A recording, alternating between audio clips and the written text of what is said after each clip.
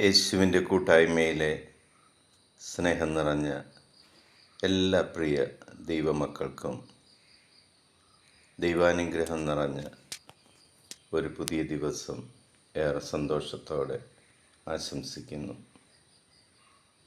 ഇന്ന് നമ്മൾ ശ്രവിക്കുന്ന തിരുവചന ഭാഗം 128 സങ്കീർത്തനം. 128 സങ്കീർത്തനം ദൈവത്തോടു കൂടിയായിരിക്കുന്ന ഒരു വ്യക്തിക്ക് എന്തെല്ലാം അനുഗ്രഹങ്ങളാണ് അവൻ്റെ ജീവിതത്തിൽ നേടുവാൻ പോകുന്നത് എന്ന് വളരെ വ്യക്തമായിട്ട് കർത്താവ് നമ്മളോട് പറഞ്ഞു തരുന്നു. യഥാർത്ഥ സമ്പത്ത് ദൈവത്തിൽ നിന്ന് എങ്ങനെ നേടാൻ സാധിക്കും? നീ എങ്ങനെയാണ് ധനികനാകുന്നത് എന്ന് 128 സങ്കീർത്തനം നമുക്ക് പറഞ്ഞു തരുന്നു.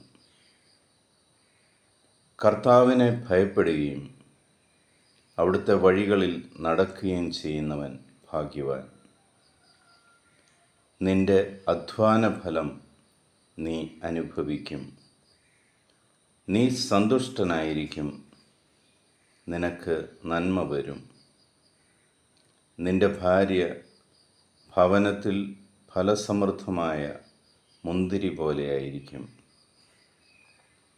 നിന്റെ മക്കൾ നിന്റെ മേശയ്ക്ക് ചുറ്റും ഒലിവു തൈകൾ പോലെയും.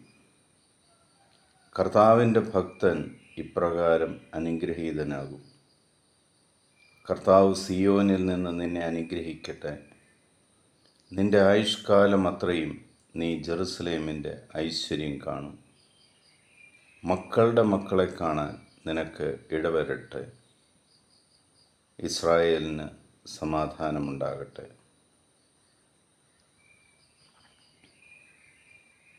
ഒരു ദൈവഭക്തന് ദൈവത്തോടൊപ്പം സഞ്ചരിക്കുകയും തൻ്റെ എല്ലാ കാര്യങ്ങളും ലോകത്തോട് പറയുന്നതിന് പകരം ദൈവത്തോട് പറഞ്ഞുകൊണ്ട് ദൈവത്തോടൊപ്പം യാത്ര ചെയ്യുന്ന ഒരു വ്യക്തി എങ്ങനെ ധനികനാകും? എങ്ങനെ അവൻ്റെ സമ്പത്ത് വർദ്ധിക്കും? അവൻ്റെ കുടുംബം എങ്ങനെ അനുഗ്രഹീതമായിരിക്കും എന്ന് 128 സങ്കീർത്തനം നമ്മളെ പഠിപ്പിക്കുന്നു.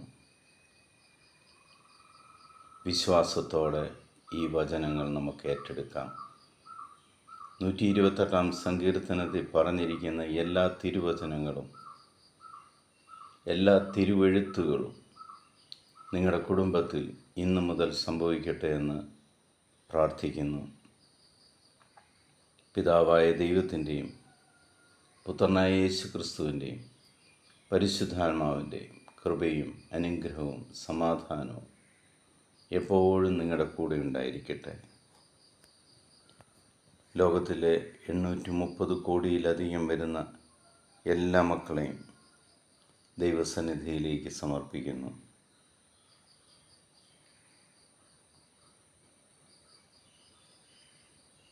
ലോകസമാധാനത്തിന് വേണ്ടി നമുക്ക് പ്രാർത്ഥിക്കാം.